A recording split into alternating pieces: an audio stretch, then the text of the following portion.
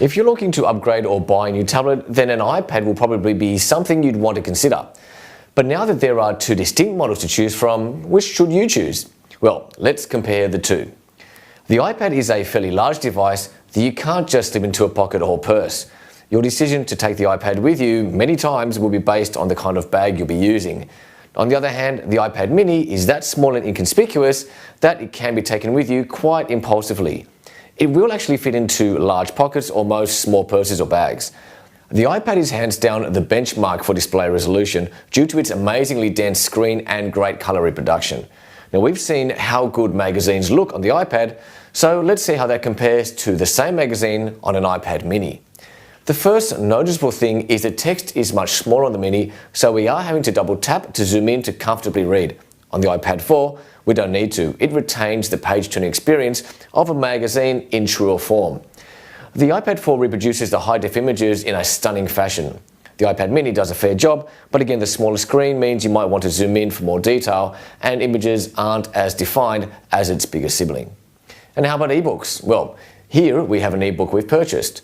When we compare the reading experience, you could easily make the analogy between the two iPads to the difference between, say, a hardcover and a paperback version of a book. There isn't anything that takes away from the reading experience on either one. Of course, the larger screen does show text in sharper detail, but is that going to make a huge difference for text-based content?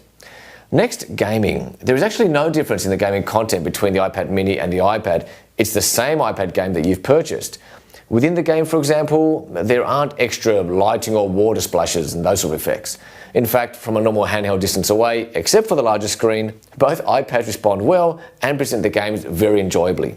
So how about jumping in and out of apps? Well, we did a comparison of that too, and as you can see here, there was a negligible difference between them. We tested Apple's Clock app, the Calendar app, and Rule Racing 2 HD game, and both devices responded equally well.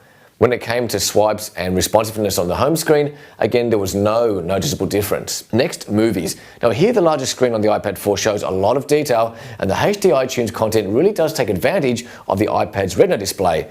On the iPad mini, the smaller screen actually helps the definition, and it still looks pretty good, but it doesn't present the same vibrancy as the iPad 4. However, let's also remember that the iPad mini, with its lightweight body, lends itself to being held for longer periods of time for watching content while on the go.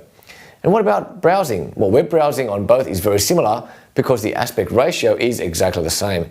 As you can see, there is very little difference in zooming and loading times. So having the smaller and less powerful iPad mini certainly doesn't disadvantage you in this respect. Based on what we've shown you, what would you prefer? So that's our comparison between the iPad 4 and the iPad mini. If you want to see our first look at the iPad 4, click here. If you want to see our first look at the iPad mini, click here. As always, we'd love to hear what you have to say in the comments area below. Please share this video with your family and friends, and remember to subscribe to our YouTube channel and give this video a thumbs up if you liked it. Until next time.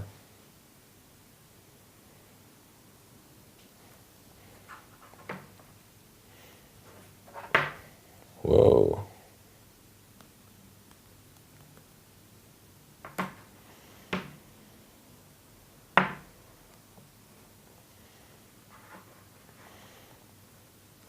This one over here. This one over here.